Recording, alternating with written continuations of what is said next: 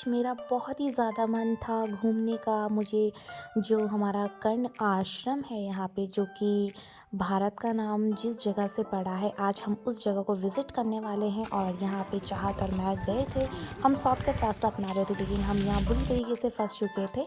And जैसे भी करके हमने थोड़ी सी आस पड़ोस से हेल्प लेके अपनी स्कूटी निकाली और हम निकल पड़े इस सफ़र के लिए, जो कि हमारे घर से ये 4 या 5 किलोमीटर के दायरे में पड़ता है। जो कर्ण आश्रम पड़ता है ये कोटद्वार में पड़ता है। कोटद्वार है गढ़वाल का द्वार, जिसे हम गढ़वाल का द्वार भी कहते हैं, क्योंकि कोटद्वार से ही गढ़वाल के द्वार यहाँ पे खुल जाते हैं। तो जो कर्ण आश्रम है तो ये पड़ता है आपके कोटद्वार में। तो ये पड़ता है आपके खो नदी के पास में आपका ये कर्ण आश्रम पड़ता है। और यहाँ पे के लिए आप तो गाइज़, हम यहाँ पे कर्ण आश्रम में हम पहुँच चुके हैं। तो यहाँ पे है ये पुल आपका, ये जो पड़ता है ब्रिज पड़ता है, ये खो नदी के ऊपर ही बना गया है। इसको क्रॉस करते ही यहाँ पे कर्ण आश्रम के लिए ऊपर के लिए पहाड़ साइड में आपका ये मंदिर यहाँ पे स्थापित है। कर्ण आश्रम ये खो नदी है जो मैं आपको दिखा रही हूँ अभी, और ये आसपास के छोटे से गांव हैं।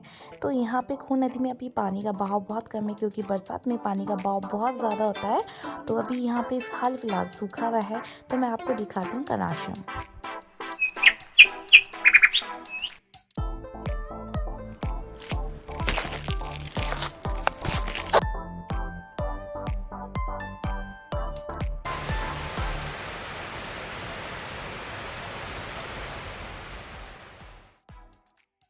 आश्रम जो है हमारा, ये हमारा प्राचीन भारत में इसका जो उल्लेख है वो पुराणों में भी मिला गया है।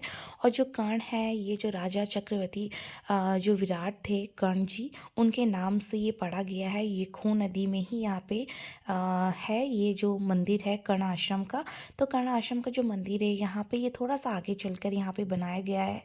और जो आगे की इसकी जानकारी है यहाँ पे, जिस स्थान पे बैठे हुए हैं इस समय, ये कभी प्राचीन समय में महर्षि कौन यहाँ पर रहते थे। उन्हीं के नाम पे ये स्थान कर्णाश्रम कहलाता है। कर्ण एक महापुरुष थे जिन्होंने यहाँ रह करके आत्म साक्षात्कार किया, भूमि का भी कल्याण कर दिया।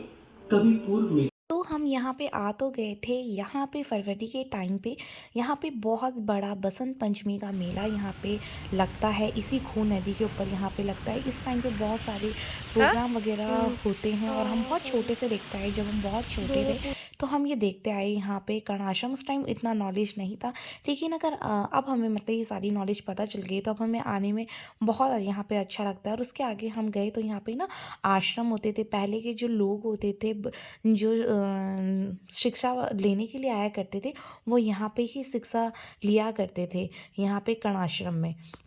करके या इस स्थान पर निवास करते हुए लगभग 1300 ऋचाएं ऋग्वेद की लिखी। यजुर्वेद की ऋचाओं के बारे में मुझे पता नहीं है संख्या का, लेकिन ये सत्य है कि इनकी ऋचाएं यजुर्वेद में भी है। महर्षि को ने यहाँ पर तपस्या की है, उन्होंने आत्म साक्षात्कार किया, और उसके पश्चात परमात्मा की आज्ञा से गुरुकुल की स्थापना की, जो विश्वविद्यालय में परिवर्तित हो गया। 10,000 से और 25,000 के बीच छात्र यहाँ अनुभव से हर साल अध्ययन करते थे। ये प्राचीन आश्रम महाभारत काल से भी जुड़ा हुआ है, क्योंकि कौरव और पांडव भरतवंशी थे। और इनकी परंपरा में माता शकुंतला इनकी दत्तक पुत्री थी। उनका वंश चला तो कौरव पांडव उनके वंश में भरतवंशी थे। वो माता शकुंतला का पुत्र का नाम भरत था, और भरतवंशी कौरव पांडव आए। तो हम स्पष्ट कह सकते हैं कि गीता का ज्ञान जो मिला कर्ण से जुड़ के मिला। महर्षि कर्णव की कर्मस्थली और सम्राट महर्षि कर्णव की तपस्थली और चक्रवर्ती सम्राट की ये जन्मस्थली गुमनामी का जीवन जी रही है। अपनी पहचान का मोहताज बना ये ऐतिहासिक कर्णव आश्रम का इतिहास जितना स्वर्णिम था, आज उतना ही यह गुमनाम हो चुका है। यह आश्रम जीर्णावस्था में पड़ा हुआ है और इसकी सुध तक लेने वाला कोई नहीं है।